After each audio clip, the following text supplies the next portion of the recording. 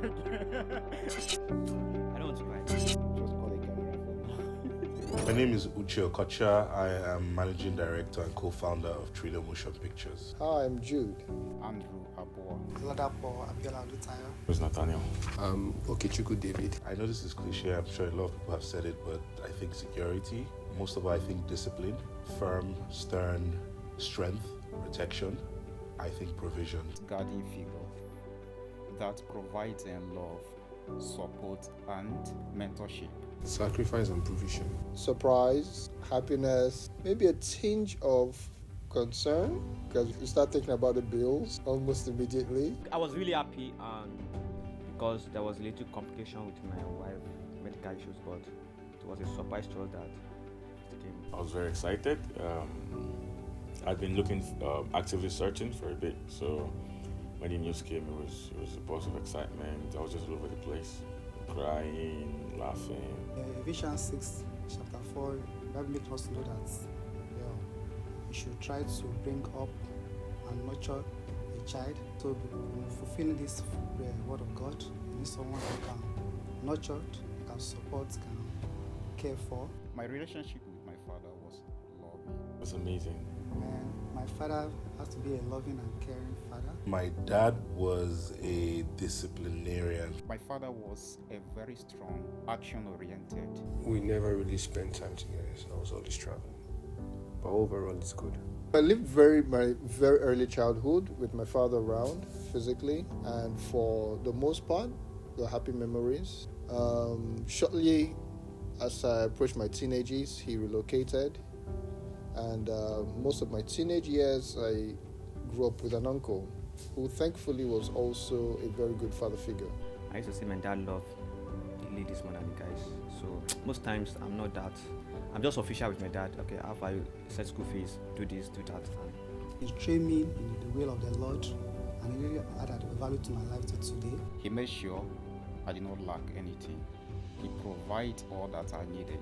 Open up to him at any time, freely, without any problems. I know even though I might mess up sometimes, it's very easy to call him on the phone and say, "Hey Dad, I messed up," and tell him everything. He used to play football actively with us.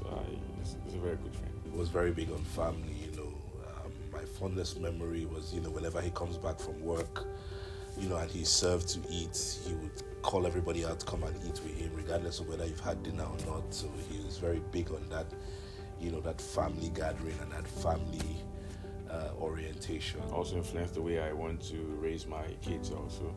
So I want my relationship with them to be as cordial as it was with my father.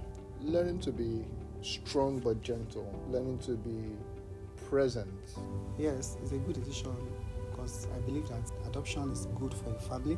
It will encourage both partners. Every family that have challenges with a childbearing should take it more seriously. Being a father has made me calmer. I tend to think things through a bit more because now I want to be more responsible, and so it's made me a little bit more grounded than I used to be. Certainly the sense of responsibility is increased because now you're not just being responsible for, permit me to say, dispensable people, but you're now responsible for someone that you cannot do away with. I need to be more responsible because any of my action, I would think of, will I want my daughter to do like this?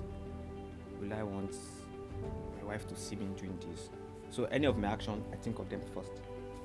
There is no balance. Being a father is all-encompassing. Any day I'll pick my responsibilities as a father over any career obligations, but learning to align them, doing one in service to the other is really how I balance it. At least when I get home from work every day, I know that I don't want to work. Like I'm facing my family. Then when I'm at office, I don't really allow distraction. Though I talk to my wife, okay, this, but I focus on my work. So I know that when I'm at home, I'm with my family. When I'm at work, I'm with my work. Saturday and Sundays, stay with my family, playing together, do some house discussion and other areas, playing with them, sing, so many activities that we do together. I'm new to this. My freshman year, basically, a couple months now, and so it's sometimes more sleepless nights than I've ever experienced. But then I get to make up for it by sleeping on the bus to work, on my way back from work. It's stressful, but it's been an amazing experience that I would not trade for anything in the world. I've not changed and stopped changing. It's constant. You keep evolving. I think it's just been learning and practicing. Sometimes you get it right, sometimes you don't. Also, the most important thing really is, the people that I've had the opportunity to work with over the years. These people have not only given me and made me who I am, helped me shape up the career, help us build the company, help the company get to where it is today, but, also ways that we've also impacted them as individuals, and, those that are still here with us and those that are not. I think the primary fear of every dad would be to lose their child. Second to that would be to not be around for their child. For me, personally, it's the second. The greatest fear will probably be not being around for my child. Not to be able to meet up with their expectation. Financial expectation, moral expectation, emotional expectation. I don't like to be poor.